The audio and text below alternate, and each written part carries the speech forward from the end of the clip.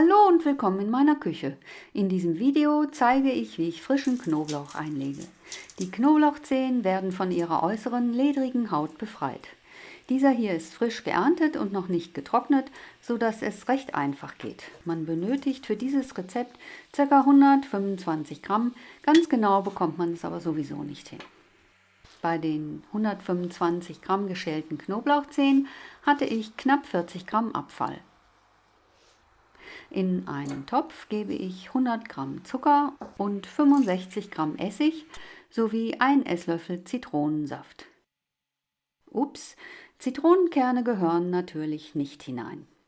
Der Topfinhalt wird jetzt bei geringer Hitze schon mal erwärmt, bis der Zucker anfängt, sich aufzulösen. Die Knoblauchzehen werden in einen Blitzhacker gegeben, zusammen mit einem halben Teelöffel Salz. Alles wird gehackt, bis die Knoblauchzehen die gewünschte Konsistenz haben. Ich möchte keine ganz feine Creme, sondern man soll ruhig noch ein paar Stücke erkennen können. In diesen Mörser habe ich einen Teelöffel Fenchelsamen gegeben und ihn schon ein bisschen zerkleinert, aber es kommt noch ein Viertel Teelöffel Kreuzkümmel oder auch Kumin dazu. Beides wird möglichst fein zerkleinert. Ich war anfangs angesichts dieser beiden Gewürze sehr skeptisch, sie stellten sich aber als eine hervorragende Kombination heraus.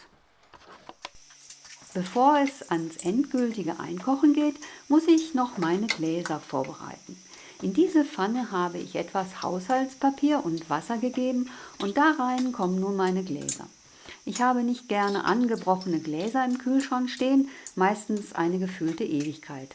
Deswegen verwende ich für den Knoblauch kleine Gläser, sodass ich sie gleich aufbrauchen kann. Sie beinhalten ca. 35 Gramm.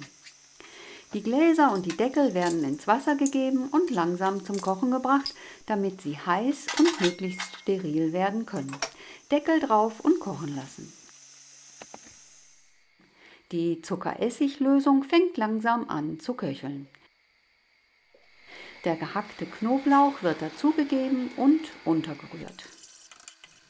Die Senfkörner werden hinzugefügt, sowie die gemahlenen Fenchel- und Kreuzkümmelsamen. Ein Viertel Teelöffel gemahlener Pfeffer, ein Viertel Teelöffel Kurkuma. Alles wird untergerührt. Der Kurkuma macht die Mischung schön gelb, Kreuzkümmel und Fenchel geben ein ganz besonderes Aroma, das man nur schwer beschreiben kann. Alles lässt man nun gute 5 Minuten einkochen, wobei sich die Menge einreduziert und auch der Essig an Schärfe verliert. Hier kann man den Unterschied zwischen Anfang der Kochzeit und nach guten 5 Minuten erkennen. Die Zeit kann natürlich je nach Herd und Menge variieren. Vertraut eurem Gefühl.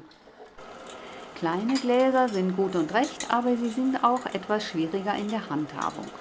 Das Einfüllen ist eine kleine Geduldsarbeit, aber was macht man nicht alles für Platz im Kühlschrank?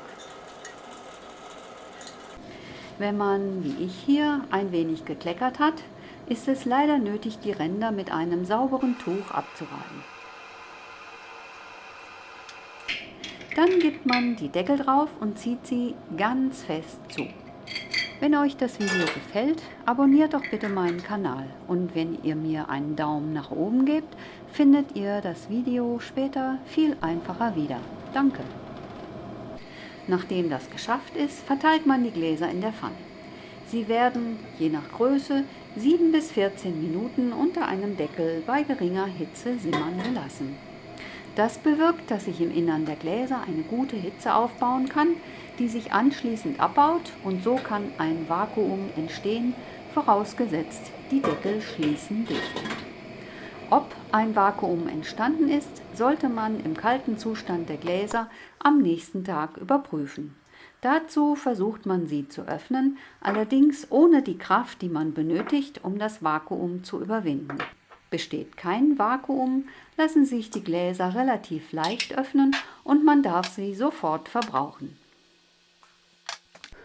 So sieht die eingelegte Knoblauchpaste aus. Sie schmeckt gut auf in Olivenöl geröstetem Brot oder in Mayonnaise oder kann zu Spaghetti-Gerichten gegeben werden. Ihr werdet sicher eine Verwendung dafür haben. Das Beste ist, dass die Hände dann nicht mehr nach Knoblauch riechen. Vielleicht probiert ihr dieses Rezept hier einmal aus. Hier ist die Zutatenliste, die ich wie immer vorlese. 125 Gramm Knoblauch, geschält bzw. enthäutet. Einen halben Teelöffel Salz. 65 Gramm Essig, 5% Säure. 100 bis 125 Gramm Zucker. 1 Esslöffel Zitronensaft. 2 Teelöffel Senfkörner. Ein Viertel Teelöffel Pfeffer gemahlen. 1 Teelöffel Fenchelkörner. 1 Teelöffel Kumin. Ein Viertel Teelöffel Kurkuma. Viel Spaß beim Einkochen und wie immer guten Appetit!